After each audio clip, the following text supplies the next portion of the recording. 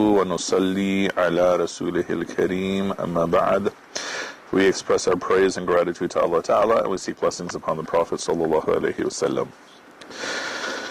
Okay, so we're speaking here about death penalty, and we said essentially that death penalty is the prescription as long as certain aspects of society, certain obligations of society are being fulfilled. And society is healthy society.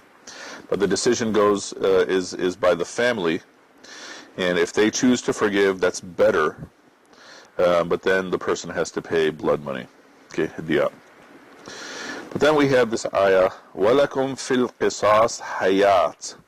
So for you in qisas again is this retaliation, is life. Okay, Ya ulil albab. O you who think, O you who have hearts, لَعَلَّكُمْ تَتَّقُونَ. Okay. So, why else did we say is there an importance for death penalty? Because then it takes away the incentive to kill, right? If you give death penalty, then it'll make other people, hopefully, inshallah, more cautious against killing. Okay. Now keep in mind, the death penalty, the way we do it in America anyway, is very private. It's very secret. Okay. Saudi Arabia style is a little bit different, right? You do Jummah, everybody runs to see whoever's getting, their head cut off, but then you wonder if it's a guilty person.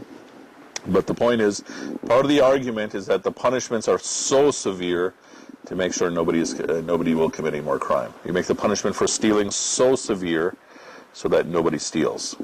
Okay. لَعَلَّكُمْ تَتَّقُونَ. This is also a way to get taqwa. This is, I think, very, very interesting. We've already spoken about a few ways of getting taqwa.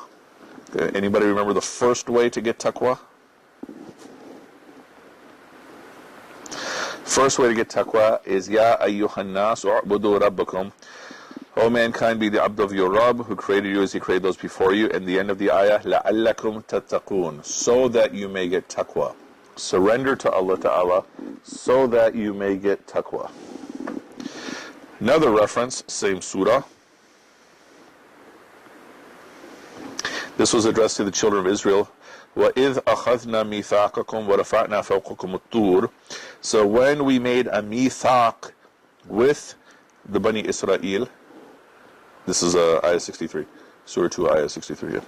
When we made a mithaq with Bani Israel, and we raised the mountain above them, and we said, خُذُوا مَا آتَيْنَاكُمْ. Take what we have given you, بِقُوَّةٍ, with strength. وَاذْكُرُوا مَا فِيهِ, and remember what is in it, لَعَلَّكُمْ تَتَّقُونَ. Again, لَعَلَّكُمْ تَتَّقُونَ. What was the second step for taqwa? Hold what Allah has given you tightly, and remember what is in there. So what has Allah Ta'ala given us? Quran. Hold tightly to the Quran, and remember what is in the Quran, as a way to get taqwa. So now we have a third step for getting taqwa, which is this ayah we're looking at right now. Third step for getting taqwa is the law of qisas. Okay. Meaning, a third step for getting taqwa is to work to establish justice in society. Okay. That justice is directly related to getting taqwa. What is taqwa? Having God consciousness. What is taqwa? Making Allah Ta'ala your shield. So whatever hits me, any difficulty hits me, I rely on Allah Ta'ala. Okay. So 3 steps for getting taqwa, and if we get to it, we're going to have a 4th one in just a moment. So now the next topic. We've talked about seeing everything as signs of Allah. We've talked about whatever you take in, make sure it's halal. We've talked about crime and punishment, justice, and now we're talking about death. Good.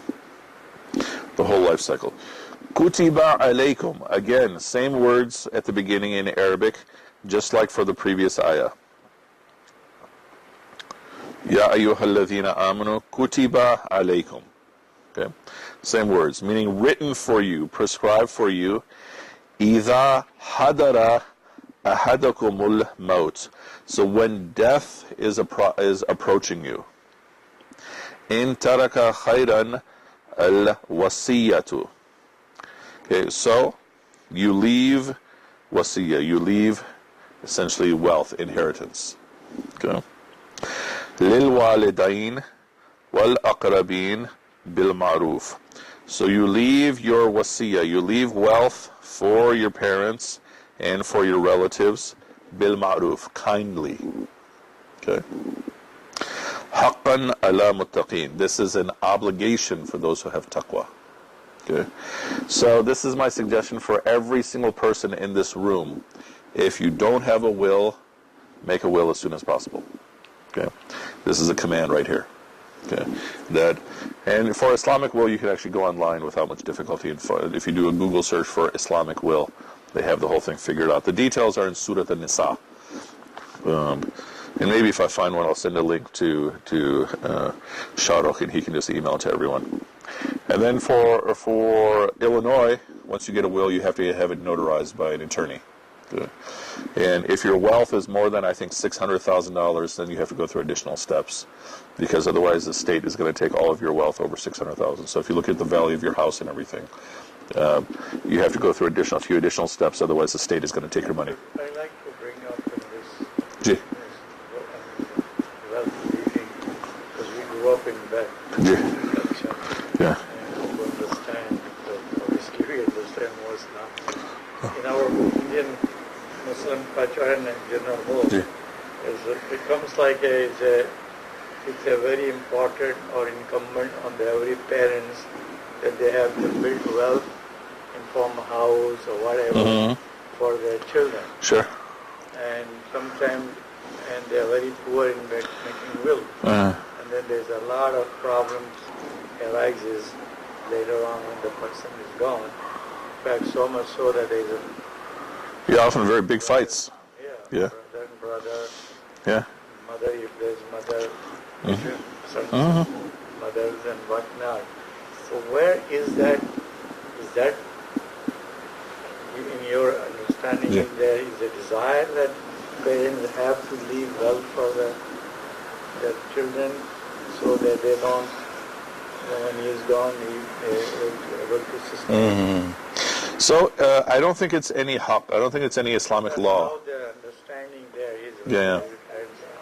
Yeah, I think this is more back home culture, that some parents will give away all of the wealth before they die, right? So, meaning as parents, we have no obligation to give any wealth for the children. So, maybe you want to, but you don't have to. This is in case that we have wealth. If you have wealth, then this is the steps you have to go through. You have to make sure this person gets this much, this person gets this much, so forth and so on, right? Yeah. Oh, go ahead. I'm sorry. Finish your point. In fact, here also I see among some older first generation, there's a mental psyche development बच्चों के लिए करो. Yeah, sure. It's nice. I don't think any bacha is going to say no, right? Yeah, but you don't have to. That probably spoils them. It can. I mean, that's what I see. There is the idea that, for example, in America, if we were looking 200 years ago, that the belief was that if you have wealth, now this is interesting, if you have wealth in dunya, that means you're going to have success in akhirah. Okay. This is one specific brand of Christianity called Calvinism. So you have Christianity within Christianity, you have Protestant, Catholic, Eastern Orthodox. So Christianity within Protestant Christianity. In America, the big Christianity was called Calvinism. Okay. And their view was that if you have wealth in this world, it means Allah loves you, God loves you. It means in the Akhirah you're going to have salvation. You're going to have success. So then they started working very hard to have a lot of wealth. And they would save all of their wealth. When they died, they give it all to their firstborn. Okay. And the others would not get as much. And then that firstborn would save all the wealth and give it to the firstborn, and the wealth would grow and grow. And so then, 100 years later, they're all millionaires, very, very rich, right? So sometimes people do it because they want to keep the wealth in the family. But what is the Islamic paradigm? Is that you don't hoard all of your money, that when you die, you pass it out. But there's no any obligation or guidance the parents have to leave for their children. Yeah, you can if you want to. You don't have to. Meaning, again, before you die, you can give all your wealth away. and the kids will be unhappy, but too bad for them. Yeah. No. So that's there's no obligation, right? In a Islamic country, the will portions are set in terms of who gets what. What is the purpose of the will? So that's a good question. So in some Islamic environments, the Quran automatically has your will set. Okay, but 1/3 of your wealth you can give to whoever you want. So 2/3 of your wealth is proportion. This goes to this. That means that you will should, like in an Islamic context, only contain information about how that 1/3 will be split, or are you documenting also? I would say for America, you should document everything, right? If you're, I mean, I don't know which countries follows, the Quranic setup for a will, but the basic point is that the 1/3 is what especially counts. Who do you want it to go to? So if your wealth is going to, let's say you don't have any parents, they've all passed away, all of your brothers, sisters passed away, you're going to give it all to your children. Okay, you have 1/3 left. You can't give that also to your children. No, you have to give it to someone else, anybody else, right? You can give it to masjid. You can give it to IQRA. You can give it to anyone else. Yeah, but you have to decide. There is debate over whether or not you can give it to non-Muslims. Okay, majority opinion I hear is that it can only go to Muslims, but I don't know about that. Allah knows best. Yeah, Muhammad. Sorry, I wasn't paying attention. Is this verse saying you're supposed to give the wealth to your parents? No. Okay, when death approaches you, if you have wealth, if you have parents, and you have relatives, give it to them kindly. Okay? But then the details are explained in Surah An-Nisa. Like, if your mother is alive and your father's not, they get this much. If your father's alive, your mother's not, or if both your parents are alive, all those details. It's a whole big system. In fact, some people say that this is how algebra developed in the Muslim world.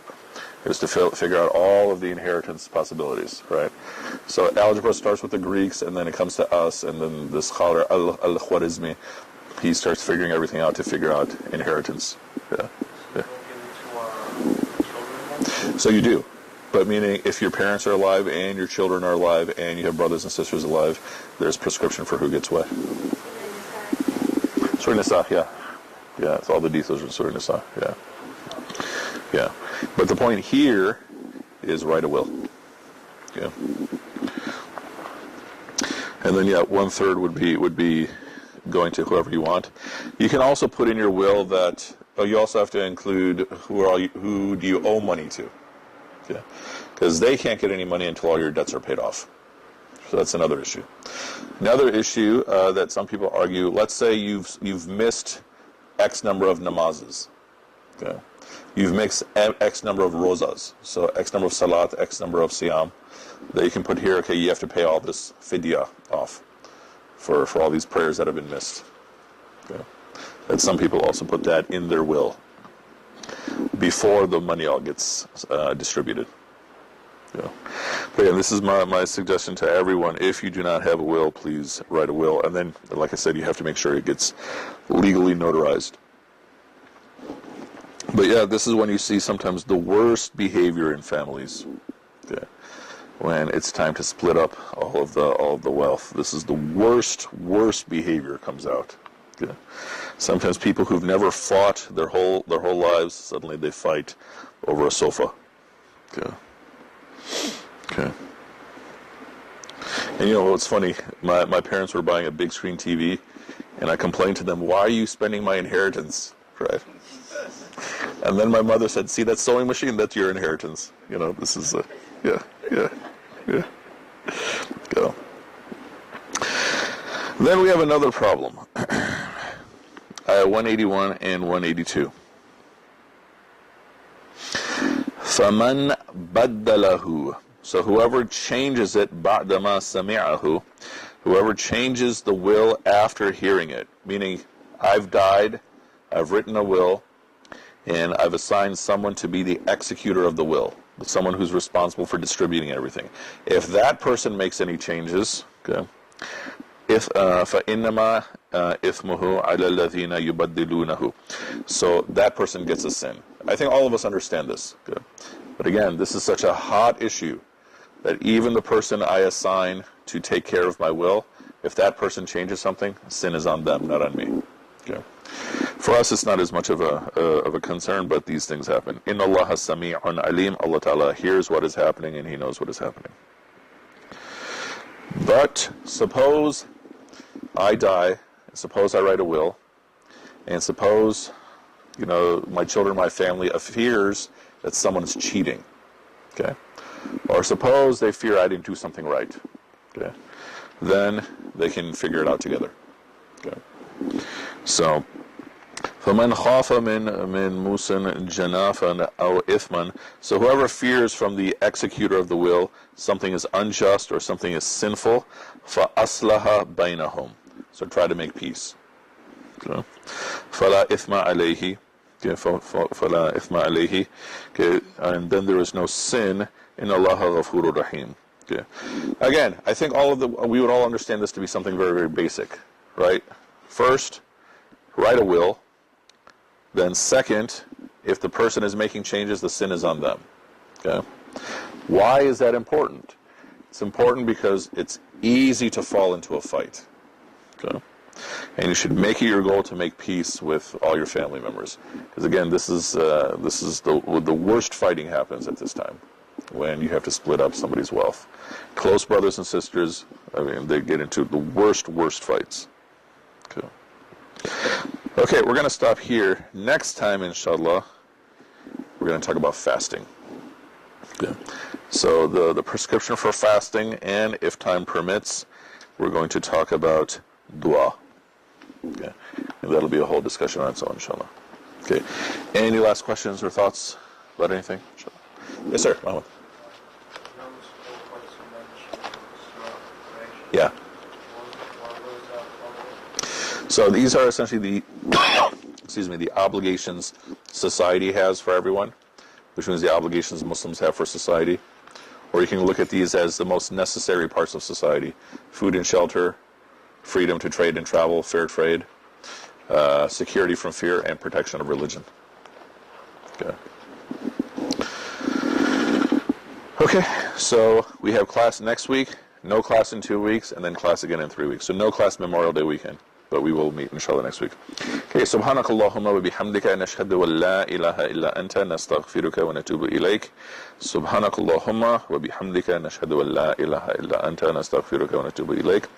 Subhanak Allahumma wa bihamdika nashhadu wa la ilaha illa anta nastaghfiruka wa natubu ilayk. Okay, may Allah reward you all for another good discussion. It was not as exciting as it was in the last few weeks, so I think we need to get more exciting inshallah next time, and we'll touch base again inshallah next week. Wa akhir da'wana. Alhamdulillah.